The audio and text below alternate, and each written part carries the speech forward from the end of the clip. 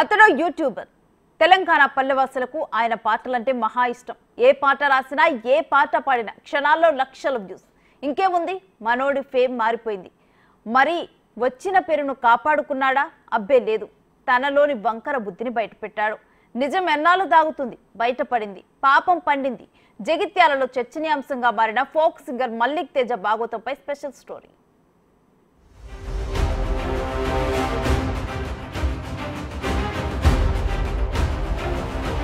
Cinema పేరుకు మూడక్షరాలే, కానీ ఇందులో ఉన్న గబ్బు పంచాయతీలు బోలెడు. ఇందులో ఏ రంగం చూసినా ఏముంది గర్వకారణమన్నట్లు 24 క్రాఫ్ట్స్లో నుంచి రోజుకో భాగవతం బయటకొస్తుంది. మొన్నటికి మొన్న హీరోయిన్లపై వేధింపులు అని మాట వినిపిస్తే ఆ తర్వాత కొరియోగ్రాఫర్ జానీ మాస్టర్ కేసు తీవ్ర దుమారం రేపుతుంది. ఇది కాక మీద నడుస్తుండగానే యూట్యూబర్ హర్షసాయి కేసు మరో సంచలనం సృష్టించింది. ఇప్పుడు తాజాగా ఫోక్ సింగర్ మల్లిక్ తేజ వ్యవహారం మరో భాగోతాన్ని బయటపెట్టింది.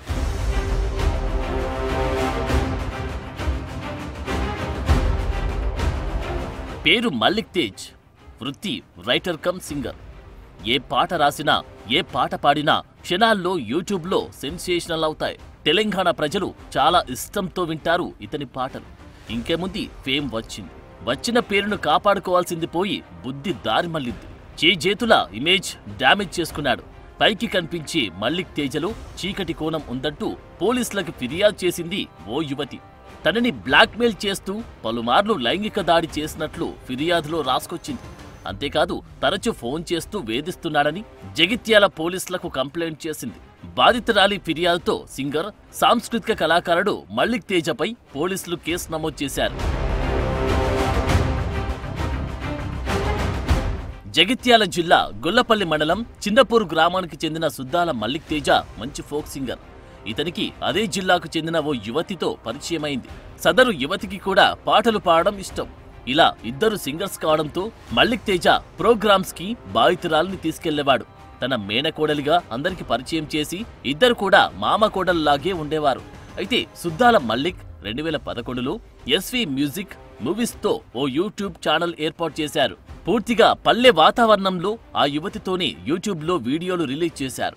అనంతరం యువతికి కూడా మంచి పేరు రావడంతో ఆమె పేరుతో కూడా యూట్యూబ్ ఛానల్ ఏర్పాటు చేశారు. ఇక 2 యూట్యూబ్ ఛానల్తో పాటు ఇన్స్టాలో మంచి ఫాలోయింగ్ ఉండడంతో మంచి గ్రామీణ వాతావరణంలో పాటలు, రీల్స్ చేసి జనాల ఆదరాభిమానాలు సొంతం చేసుకున్నారు.